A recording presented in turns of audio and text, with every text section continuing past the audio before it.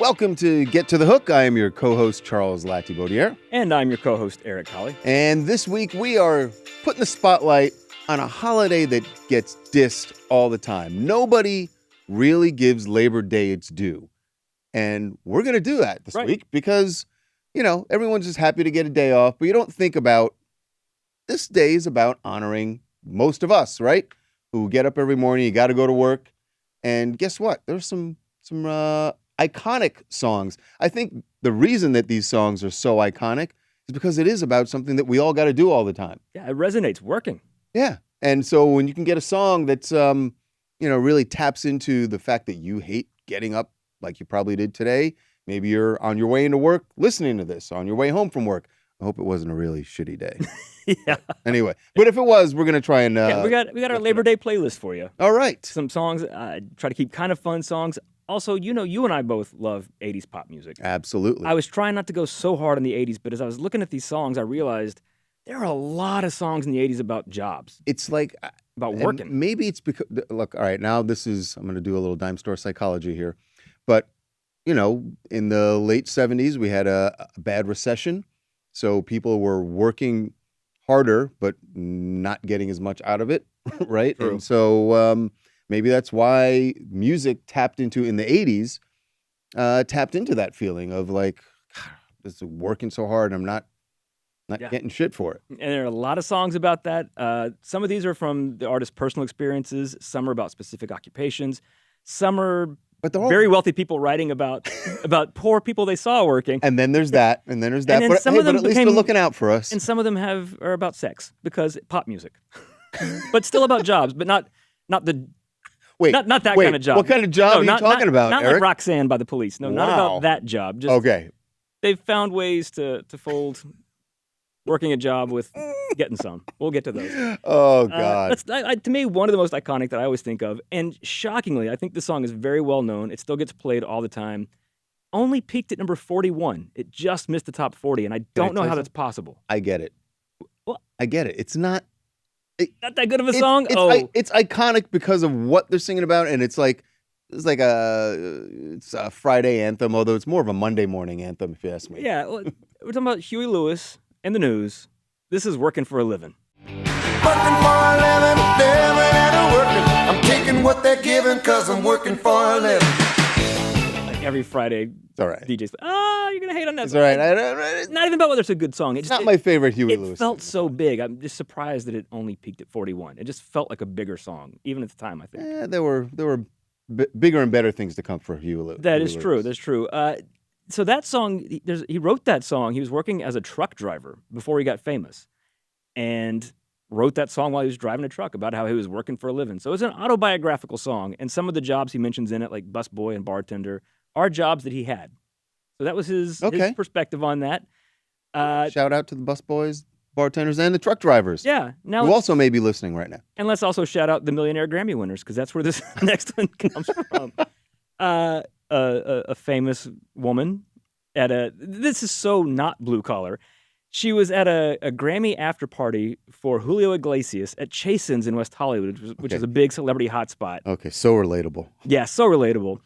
And she goes into the bathroom, and she sees there's a bathroom attendant, a woman working in there who has a little TV on to keep her entertained, because that's a boring job. And the woman had fallen asleep because she was exhausted.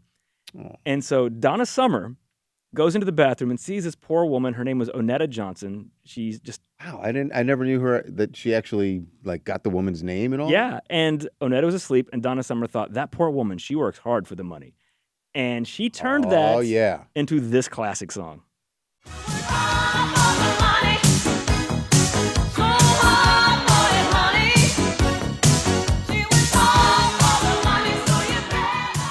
So much 80s synth. So much 80s synth. And I didn't know this, so I don't know if Onetta ever got any of the money that Donna Summer made from that song. I'm guessing no. But she got some sort of payment, because that was the title song from Donna's 1983 album, She Works Hard for the Money. If you flip the album over, there's a picture of Donna Summer as a waitress on the back. Right. And there's another waitress standing beside her. It's Onetta Johnson. Oh, wow. And I learned something doing this. I've heard this song, I don't know how many thousands of times in my life, and I love this song. I love Donna Summer. I always thought the first line of the song, the first verse, she says, I met her there in the corner standing. What she says is, Onetta there in the corner stand. So the woman got... Wait, the opening It's blowing your mind now. Onetta Onetta there in the corner. I I always never assumed realized. it was I met her there. I did too. I always thought that. I never even bothered to look at it because I'm like, well, that's what she's saying. She says Onetta. Wow. So the lady got a modeling gig for the album back cover. So she definitely got paid for Something. that. That's really because obviously Donna it was important enough to her to get Onetta. She got her name. She got some. At least got. She got a shout out and a big hit, and she got some modeling money. I mean, I don't know if she had to take the day off from her bathroom attendant job to go to the modeling shoot. I'm guessing they covered her daily. I hope so. I hope daily salary. I hope things worked out well for Onetta Johnson. Another reason to love Donna Summer. Yeah. Although, anyway. Yeah. Another person, another super rich rock star inspired by a poor friend, was Tommy Shaw from Styx. He had a friend who had been laid off from a railroad job and had to go into unemployment in the 1970s, as you said, as that recession was hitting. And this guy hated it. He hated being in the unemployment line. He's like, I just want to work. I just want to get a job. And so Tommy Shaw was inspired by this, his poor friend, and wrote a big hit for himself. From 1978, this is Styx, Blue Collar Man.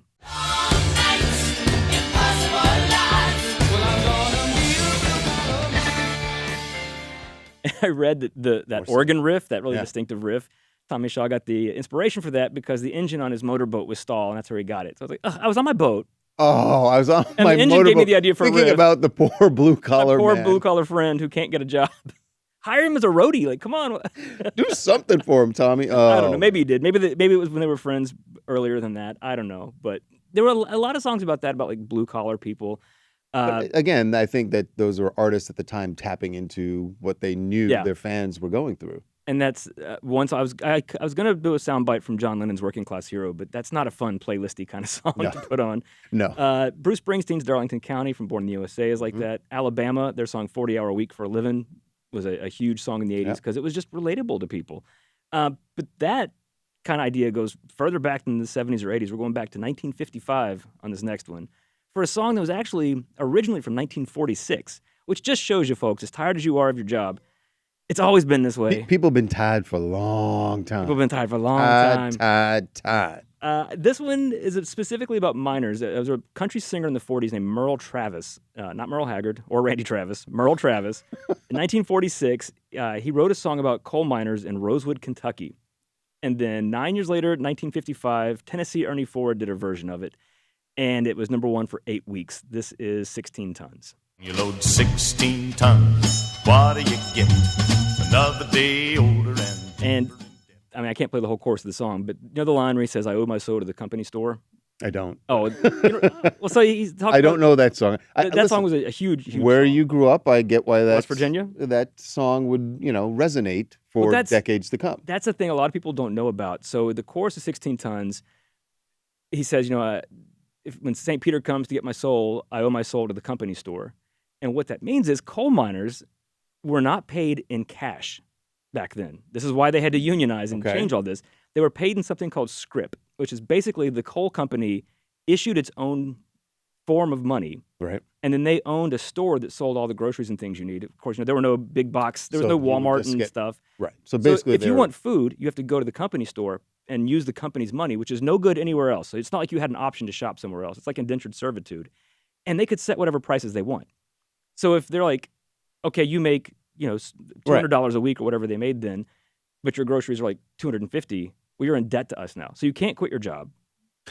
I mean, it was so corrupt and so wrong and so awful. That's why all the miners had to unionize, and that was a huge thing when I was growing up, because they were like, enough of this. You can't pay us in your own money, sell us your products, and charge us whatever you feel like. I mean, that is fully indentured servitude. That is... Yeah, that's exactly what that is. And so a lot of miners particularly have gotten a lot of songs. Loretta Lynn's Coal Miner's Daughter, Billy Joel's Allentown we talked about recently. Yep, we talked about Allentown. Before we move on from 16 Tons, which is a song I'm just discovering now, but I'm looking at the cover art for this, and I'm going to ask a question that's probably going to embarrass me. Okay. All right, if I'm wrong, I'm just wrong. Just say I'm wrong, and we'll move on. We don't have to linger on it. Okay. But I'm looking at this cover art of Tennessee Ernie Ford. The drawing, yeah. Yes. Is Tennessee Ernie Ford Did he have a guest spot on I Love Lucy? I I think remember- he had his own. He had his own variety show. He hosted his own show. He was a big star, like country pop crossover guy. In the And I 50s seem to 60s. remember, I just know the face, and I know that I remember seeing, I think it was, his name was Tennessee Ernie Ford on the, Let's look this up. Well, I'm I pretty mean, he's got like a sure little he was. pencil thin mustache. It looks like every Yes, dude in the 50s, kind of. that's the other thing. So I I'm- could be guilty of some horrible mustachism. I was gonna say is that. I mean, white people all look the same, Charles. Tennessee Ernie Ford appeared as Cousin Ernie, a character Cousin in I Love Ernie, Lucy, that's making it, that's 3 guest right. appearances in seasons 3 and 4. All He right. was the country bumpkin from Bent Fork, Tennessee. Got it. All right. Excellent. Good job recognizing that from a drawing on a single from 70 years ago. Yet another piece of evidence. I watched way too much television. Yeah, as a well, we had child. nothing else to do when we got home. Yeah. All right. Oh, and I'll say another song about that was Bob Dylan's North Country Blues, which talks about miners. And then Dylan put kind of an M. Night Shyamalan twist on it. In the last verse, he's the narrator singing about this tough mining life and taking care of the family. And in the last verse, you find out it's a woman. Because nobody thought about that. In 1964, that was revolutionary. Another woman did a gender flip on a song that was written by a man, performed by a man, from a man's perspective. And in the 90s, she put a feminist twist on it. I love this song. The Isley Brothers, in 1972, released their song, Work to Do. And it's about a man just working so hard that he never gets to spend time with his woman, and she kind of resents it and just wants her to know, like, hey, I'm doing this for us. I'm working to provide for us. I'm the breadwinner here. 1991, on her Comfort Zone album, Vanessa Williams did a cover of it, flipped the gender. Flipped the gender. Also, was the original is such a funk, just a great song. funk song. This is different. It's not funk. No, it's got like 90s pop R&B Got dance that pop music. gloss on it. Also, I want to cheer on the feminism of it. Like throughout the video, she's flashing little slogans like, equal pay for equal work and all that, and I support all that. Partly I wanted to show this video because I just love Vanessa Williams. She is so hot. She's like one of my all-time top 5 crushes. Please roll it. Please roll it. This is Vanessa Williams' Work to Do.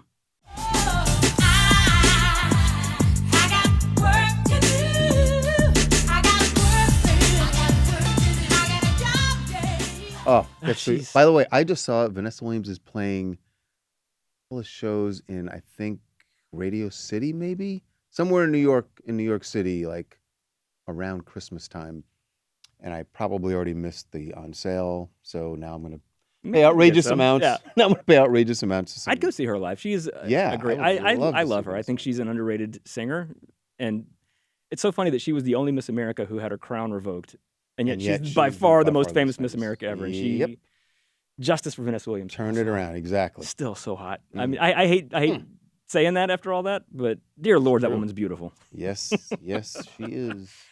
Speaking of beautiful ladies and women in the workplace, they made a whole movie about it in the early 80s. Oh, about yeah. women trying to, because this was early on, we were, by 1980, we were like a decade or so into the Equal Rights Amendment era, the ERA, women's lib, women going into the workplace, which is why Gen X, we were the latchkey kids, because we were the first generation where our moms were went working to work. regularly. They weren't just staying home with the kids. They got jobs. And it was Sometimes their bosses were, really bad, and they had to kidnap them and hog time and stuff. And so Jane Fonda, Lily Tomlin, Dolly Parton in 1980 made the movie 9 to 5. Dolly Parton wrote the theme song for it, and as famously the typewriter sound effect, which probably younger people don't even know what a typewriter sounds like. Imagine if you had a keyboard on your computer that was actually printing paper as you do it. Like you're not even printing; it's physically. That was actually putting the ink on the paper. But the typewriter sound effect in this is Dolly Parton's acrylic fingernails. Oh, is her fingernails like on a countertop No, she's like or something? rubbing them against each other, and she played them like a percussion instrument because she's incredibly talented. And she got a #1 hit with this. This is 9 to 5. Working 9 to 5, what a way to make a living, barely getting by. It's all taking and no giving. Use your mind. They never give you credit. Ba-da-da. Also, a very popular karaoke tune. For you, apparently. No, not for me, but I literally, like the last 2 times I've been in a bar where there's karaoke, someone has sung that song. Really? Yeah. I love that it And it's a still crowd resonates pleaser, with man. people. Yeah. And most people don't even work 9 to 5 hours anymore. Like either you go in earlier, you go later, you stay later. Or you go earlier and stay later. Yeah, In yeah. some cases. I remember when I started working, I listened to the song as an adult. 'Cause Right. I was a kid when it came out. I was like, 9 to 5? Who gets 9 to 5? It's 9 to 5. What are these hours? Bankers. That's it. That song was so big, it forced another song to change its title. So Oh, right, but actually, and the funny thing is, Sheena Easton, technically, right? Yeah. Sheena Easton, right before Dolly released 9 to 5, Sheena's came out first in the UK. She won basically it was the British version of American Idol. Right. 20 years before that was a thing. She was one of the first reality show contestants, and she had a song called 9 to 5. And it's funny because it's the exact opposite of Dolly's song. Right. Dolly's song is about female empowerment, how tough it is for women. Sheena's is about Her a husband woman working 9 to 5. and I just sit at home all day waiting for him to take the train back to me because I'm just here by myself. Little light. Same life. title, different story. So when the song got released in America, they had to change it to Morning Train 9 to 5, Right. so people wouldn't confuse it. And it wound up won the number 1 3 months after Dolly. So I guess it didn't confuse people. yeah. Or maybe it did. Maybe they- that's why Sheena Easton got the number 1. I don't know. This next song also had to change its title because of a much bigger hit. And this is where we start folding sex into these work anthems. Okay. Now we're getting into a specialized Specialized. work. No, it's not about that. Oh, it's not that. No, Sorry. no. Okay. We're going to 2016, and surprisingly, this was 4 years before COVID hit because this song would have been the anthem of COVID if it had come out a few years later. I imagine a lot of people listened to this in 2020 and 2021. This song came out in 2016. Yeah, it was way before. I gotta tell you, like we'll play the song and then. Okay, so this is That was 2016, spring of that year. Rihanna releases her song "Work," which I did not put on this list because that song's not actually about a job. So Right, yeah, right. that one's not. It's a different kind of work that Rihanna's put. Hey, it's still work, okay? So- the pay is different. That's all. Yeah. So Rihanna's "Work" comes out, and then this song was about to come out, and this song was called "Work," and they're like, "Crap, we can't put that out." So they just changed it to "Work from Home." This is Fifth Harmony. You don't gotta go to work. We can work from home. Yeah, the song's just saying. I would she's think- telling her man, "Don't go to work. Tell them you're going to work from home, and we can just stay home and do it all day." I would imagine that song had a resurgence in streaming during the pandemic. You'd think it would have to. People were just like, "I'm now working from home," I remember frequently hearing that song or just getting it stuck in playing your that head. song, or maybe it was just stuck in my head as we were all working from home. I mean, it didn't really. I didn't have the same. Let's just say working from home didn't pay off for me that way. Yeah, there was no Camila Cabello or the other No. Fifth Harmony ladies. No, Yeah, there was not. it was not like that for most people. I can see why they changed the title though. But they're completely different songs. You know, like Fifth Harmony's goes work, work, work, whereas Rihanna's goes work. Totally different songs. Nobody would have gotten confused by that. But it worked out for them. That was their biggest hit. And Oh boy, see, Yeah, tempo makes a big difference. folded a little sexiness into it there. So did this next song, and this song is one that's universal because yes, there are lots of people who work on the weekend. You know, I was gonna say Loverboy's working for the weekend, but that song's actually about not working on the weekend. Right, and It's about how you work all day And to be able we- to have a good time on the weekend. and you can see a previous episode. We're on a lover boy. I ruined Loverboy for you. We're in a lover The boy, album no cover, fly I'm sorry. zone. Yeah, that's why I did not put the soundbite of working for the weekend in here. All right, good. But Monday, everybody hates Mm. Mondays. If you work a Monday to Friday job, you get the Sunday scaries when you're like, oh, I gotta go back to work. Yep, Sunday afternoon. And there's a classic song about it written by somebody who never worked a Monday to Friday 9 to 5 job. Prince wrote this song in 1984, offered it to a little LA group called the Bangles. And because it's Prince, of course, there's a whole part about her lover wanting to get down last night. Uh-huh. He has to put sex in it because Sure. man couldn't help himself. But this song still gets played every week on Monday mornings. This is the Bangles' Manic Monday. It's just another manic Monday. Wish it was Sunday. Yeah, That's my fun day. Is that the my I start? don't have to run day. Is that the start of Sunday Fun Day? Which I know everybody, is a big thing on social media now. Your Maybe. hashtag Sunday Fun Day. B. But that's the first time in music I remember hearing, "That's my fun day. It's Sunday." Maybe It's my it fun could day. be. I don't remember. I mean, Prince is the originator of Sunday Fun Day. or Sunday. I don't have to run day. We could it's a That longer too. hashtag. That But too. Still a jam. still jam. I saw Susanna Hoffs earlier this year, Oh, back did in you? May, and big sing along. The entire crowd singing along to it. And like Vanessa Williams, all-time crush, and still so beautiful. It's again, I'm not reducing her to her looks. She's very talented. course not. But hot damn, that woman's beautiful. She still is. She does that little side eye thing that was a my regret was I was not close enough to the stage when she was performing. It was like a general admission festival show. Should have gotten closer. I was looking up at the screen going, I should really be closer to the stage. But and this, for people who don't remember this sounds so dumb, but in her videos, for the Bengals videos, she would do this thing where she would just kind of glance to the side quickly.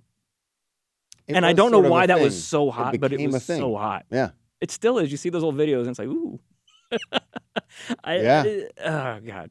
Queen of the side eye. She was Susanna the queen Hoffs. of the side eye. But not like side eye. Not a dig. No. Right. Just like More she's- like a come hither side. Maybe it's just how I was seeing it, and clearly you were too. Everybody was. We There's a should whole move on, I generation. think. So these are all your songs to celebrate working and having a day off because people put in their hours and try and make their money, and it's it's like the 80s. We're in a rough time again. Maybe we're going to see a resurgence in these songs. But if all else fails, there's one song you can go to. This song is truly timeless. It is truly timeless, and doesn't matter what genre of music you like this song. At some point, if 'Cause you've it ever heard speaks to this, you. you've just, if nothing else, you've just fantasized about it. It was a #1 country hit from 1977, written by David Allan Coe. This was recorded by Johnny Paycheck. It's a funny name. I love it. Take this job and shove it. Take this job and shove it. I ain't working here no more. Hey, how many times throughout your life did that just pop in your head? Um, I mean, not since we were no, here. no, of course, no. Here, no, No, because no. we're happy to come in every Yeah. day. We get to talk about Susanna Hoffs and Talk Vanessa about Williams. this. We get to all sorts. It's beautiful. We would never ever say that. No one. As far as I know, I've never seen anyone walking by Harvey's desk and sort of muttering that under their breath. Never. Never, happened. never. Occasionally in the bathroom, you might hear some. Wait, take this job and shove it? That sounds... No, people. The bathroom has become like it's where employees go to vent their frustration. Is it? I try and get in and out as quickly as I can. I don't Every now and linger then. in there. Every now and then you'll hear, people should look around as who's in the bathroom before they start bitching. Also, remember, this is a building filled with microphones, so just keep that in mind. And then there's that too. But, yeah, so that's just like the worker fantasy of taking this job and shit. It is. It totally is. And But you got a job and you have a holiday to celebrate it, and we don't usually. We just enjoy not having to go to work. yeah, everyone is like, oh, it's a day off, but it's this is to remember American workers, workers in general. But hey, it's an American holiday, so. And we Talking do. I mean, I saw this list when I was doing this list of songs. It's the list of all the countries in the world who works the most average hours a week, and we're like 11 pretty or high up 12 there, or something. We're pretty high up there. Like I think, or We got to get some 18 of those, or a year, like 1,800 hours a year or something. Right. Like almost 1,900 hours a year Americans work. We got to get some of those like Scandinavian countries where They work like it out. 11 hours a year, Yeah. and they're always also at the top of those lists of like happiest places in the world. Like, I wonder what the correlation is. Yeah, I wonder. Anyway, Might be time to think about a move. so Anyway. if you haven't shoved your job, enjoy your day off. Don't shove your job. If you got one, be grateful you do, because there are Yeah. a lot of people who don't and who Yeah. are struggling. So as difficult as it is when Labor Day comes around, be grateful and but enjoy the fact that you hopefully don't have to work on Yeah. Labor Day. That's true. That's true. And that is going to do it for us. We will see you next time. Get to the hook.